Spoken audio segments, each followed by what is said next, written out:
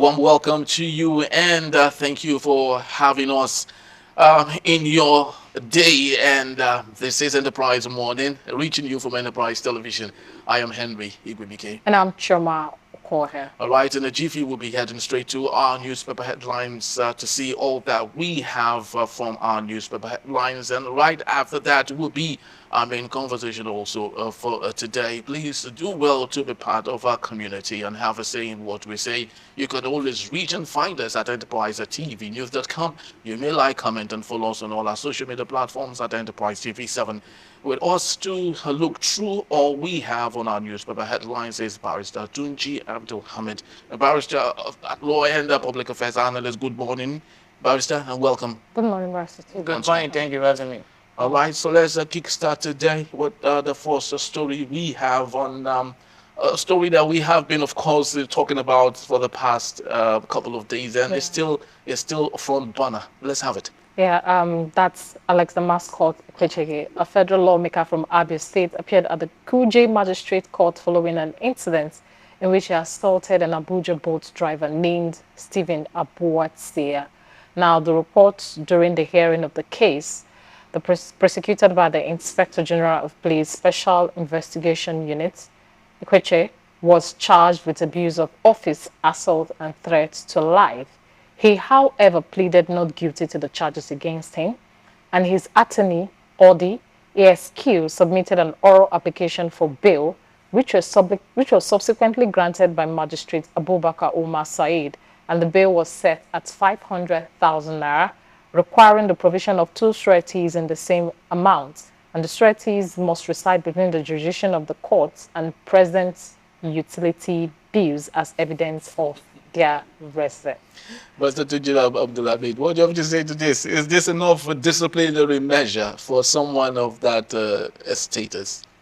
That's not the punishment. The case has not been decided. But That is not the punishment for the offense. You see, we have been made to understand in this country that whenever you are accused of something, you should be left in the custody of the court or increased. No. Every offense, even if you are alleged of stealing 1 trillion naira, the offense is bailable. In fact, those conditions that have been imposed by those judges sometimes are too harsh. You are entitled to bail. The offenses that are not ordinarily bailable are offenses that has to do with a murder. You have killed somebody. Offense that has to do with a treasonable felony or treason or whatever. You are not ordinarily. I use the word ordinarily. It means that you can even be granted bail.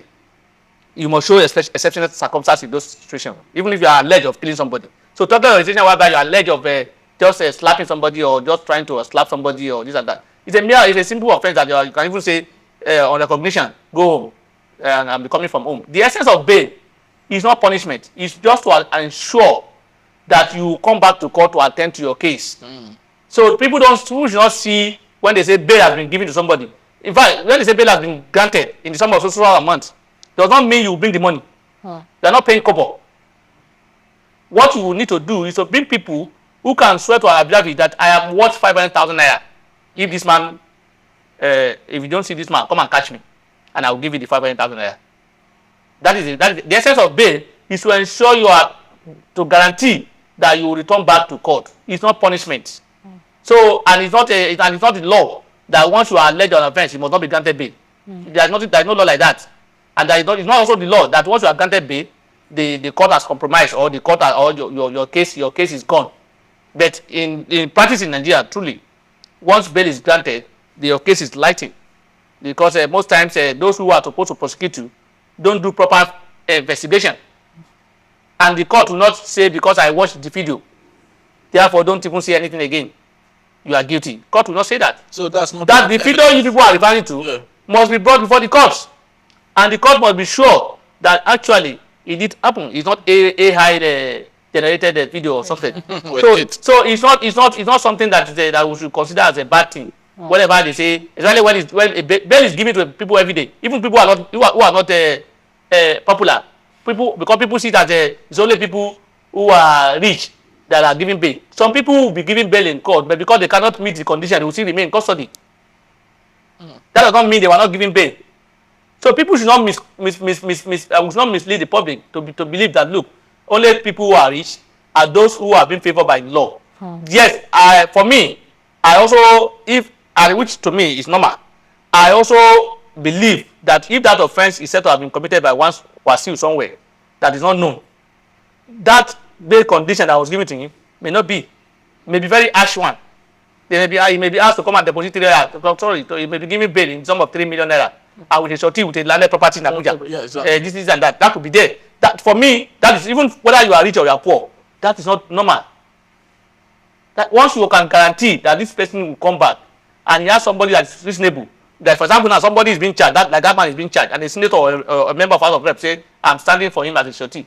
Do you need that person to come and bring a property again, or to show that he has a property? You don't need it. Or you say somebody who's a director in a ministry, or a permanent secretary standing for an accused person or an OBA, or a lawyer. You don't have to. So sometimes the conditions are stringent, and because it's stringent for ordinary people, people now see it. Whenever you give bail to people who are rich, they see it as a party arrangement. So, but for me, there's nothing bad in granting bail. It's a right guaranteed by our law. The laws in section 31 say everybody is presumed innocent until proven guilty. So until you are proven guilty, you are allowed to go. You are still innocent, and you are allowed to go to your home, come back to the court whenever the next date. So that the essence of that bail is for him to go home, and whenever the case is to come up, he will be asked to come to court. Thank you. True. So for me, I don't see anything bad in it. Unfortunately, in other climes where such issues were equally done, such parliamentarian was suspended, especially in UK and the Labour Party. That is within the member of assembly. They can also they've set up committee to that effect. They can come up with that. It will be premature for us. And again, they have a rule. Once a matter is in court, they pen all their own activities pending the determination until that case is determined. So they cannot take any step against the honorable until that case is determined in court. If at the end of the day the case is settled and the man is released, they have nothing against him because he will have a backing of the order of court. Say, look, I've not been found guilty. I've cleared myself. All right, that's good. All right, so let's go to a Vanguard newspaper for today. The big story: fuel price increases pushing Nigerians to the limit, and that's coming from the Labour. Okay, on the top strip of the Vanguard newspaper, you find workers poorer now despite pay increase. Oshomole laments. Details are on page 8. And also we have how poultry packaging cartel fix prices. That's coming from the FCC PS boss Tunji Bello. Okay, moving on. Still on the top strip, Tinubu appoints Major General Olufemi Oluyede acting COAS. And also, federal government justifies 4 toll gates on Abuja, Kefi, Makurdi Expressway. Okay, Barrister Tunji, without wasting much time, let's start with this particular story. Tinubu, that's the president, appoints Major General Olufemi Oluyede as acting Chief of Army Staff. What is your reaction to this? Because especially after rumors. Yes, after rumors that's my worry. You see, and that's why sometimes in Nigeria, when people come out with a rumor, you will not just throw it away. I've realized that in Nigeria, every rumor has that element of truth in it. There have been a lot of denial that nobody will be appointed, that no role, that nothing like acting in the army and this and that and this and that. But I know that if somebody is to do a job and is being appointed and is not available, and somebody is doing on his behalf, that person is acting. So, but they were coming up to say, look, there is nothing like acting.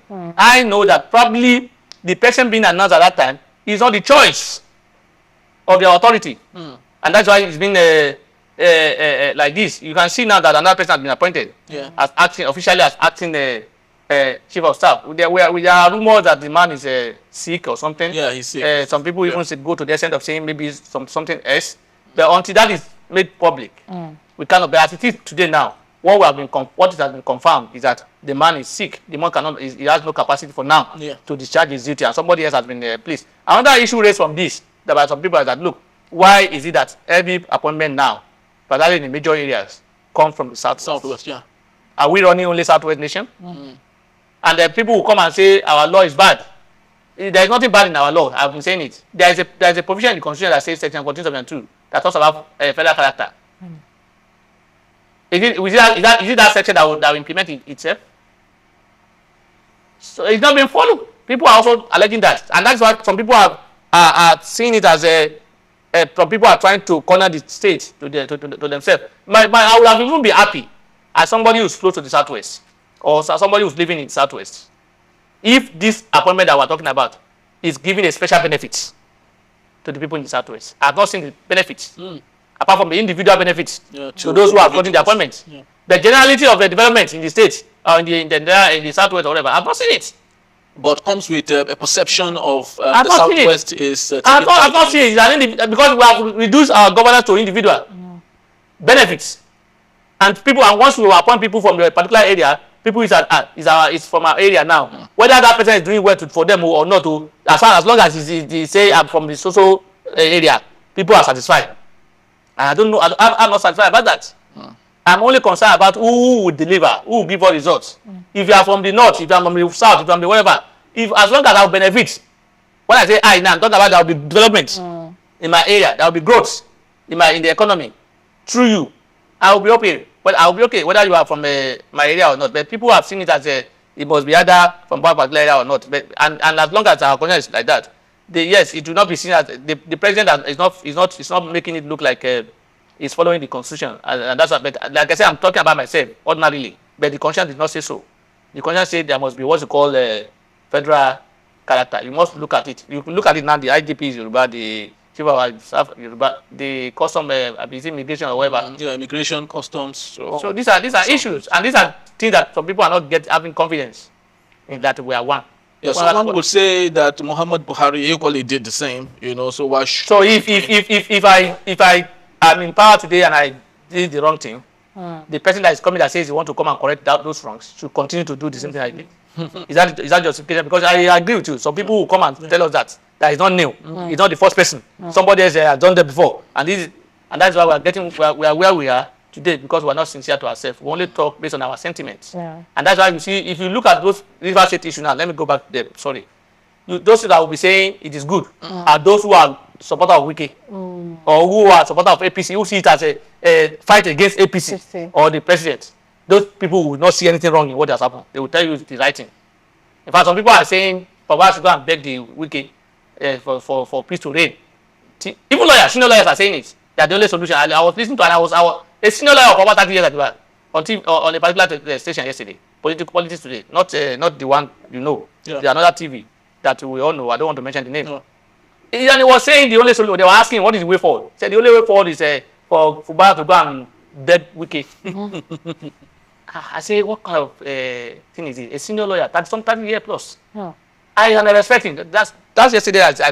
It's respect for me. Went down. Thank you, Barrister Tunji. Let's look at another important story on the front page of the Vanguard. All right. We have okay. Let's look at the federal government to justify it for toll gates on Abuja Kefi Makode Expressway at a time when Nigerians are crying that the taxes are more than enough. Why do you think the federal government should toll gates at this time? Are you surprised? I am not surprised. That is the area of specialization of this government. It's about collection of taxes, and in as much as we also, as a citizen, will give credit to what is not we should give credit to, they will continue to do it. When the president was the governor of Lagos State, one of his achievements today that people will tell you is that he came and raised the revenue of the state or IGR from a particular figure to a particular figure. Yeah. But people will not ask questions. How was it done? Was that done without hardship on the people? What are the benefits of the improvements in that IGR to the people? People will not ask those questions. This Abuja road they are talking about, this road in Abuja today that people are saying Wike has turned Abuja to something else. Jonathan did a lot in Abuja road. The 10-lane road in Abuja was done by Jonathan. It was never told. So many roads. The one they said they told in Lagos State. Go and look at the road today. Go and look at the road today. The one that the particular company did and that they were collecting toll gates. Go and look at that road today. It's an eyesore. And I thank God there's no longer toll gate again. Otherwise, I don't know what we'll be paying for. We'll be paying for what we're not benefiting from. So for me, it's insensitive for any government to at this point introduce any more hardship by way of a to get what's it called? Collection. There's increment in the fuel price already. You have done so a lot of things, and people are not benefiting, and you still want to impose more hardship on them. I think, to me, I think it's insensitive of the government to do Thank that. you very much, Tunji. Thank All you. right. So just before we leave, let's just take a look at what's happening in the Daily Trust newspaper. The big story here: Dangote marketers in fresh row over sale of petrol. The rider here: we are ready to buy from private refinery, but that's coming from marketers. Nigerians demand fuel price reduction On the top, availability. sorry about Yeah. that. On the top strip, article cautions as court stops monthly releases to Rivers. And also we have power restored in Kano, Plateau, Bauchi, Gombe, Benue, Kaduna, and Nasarawa states. Okay, I am threatened with utter as minister. That is coming from Senator Hanga. But let's take a look at this particular story. I think that will be our last for today. Don't take everything IMF, World Bank tells you, Jega tells the federal government. Barrister Tunji Abdulhamid, we've oversaid this. But do you think that the federal government has something it's hiding that makes them not to agree with what Nigerians are telling them every other day to stop listening to World Bank and IMF? No, I think the government has its own plan, different from the plan of the people. They have their own agenda, and they have their own what they want to achieve. So, and the people, it appears what they are thinking and what they are trying to achieve is not in line with people's thinking, and the people they've not made enough efforts to get people to understand what they are thinking. Like I said, I have from the past conversation of the president, I have realized that what we are having today is in line with the interests of the president.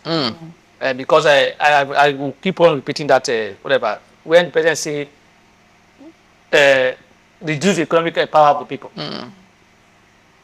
What are they doing today? They are reducing what? Our economic power. So if we are saying the president has no plan, then we are saying he has no plan for us. The president has plan for himself, and those things that where I see today now, I think the things are working in line with the plans of the president. But whether the law is in line with what the law says, because the law says that the government is in existence to provide welfare and security for the people. It's not about what the government thinks. It's about what the people think. So government is about people, not about those in government. But today what we are seeing is that government is about people in government and not about the people outside the government. They think about their own thing, and whatever they think that is the best for everybody, and we must follow it. As far as I'm concerned, the government as still today has an agenda, and I think they are pushing the agenda. So where it will lead them to is what I don't know. But I've seen where it has led masses to pass. Okay. The masses are feeling the heat, and the hardship is too much. Please, we beg the government, the president, to help us. The hardship is too much. Having power. Thank you so much, Barrister. All right. Thank you so very much, Barrister, once more for being part of our show today. We really do appreciate you. Thank you All for right. having me. Thank you. So when we return, Federal High Court ordered CBN to withhold monthly allocations to Rivers State, citing budget irregularities. It appears to be one judgment many are finding hard to accept. Stay with us. We'll be right back.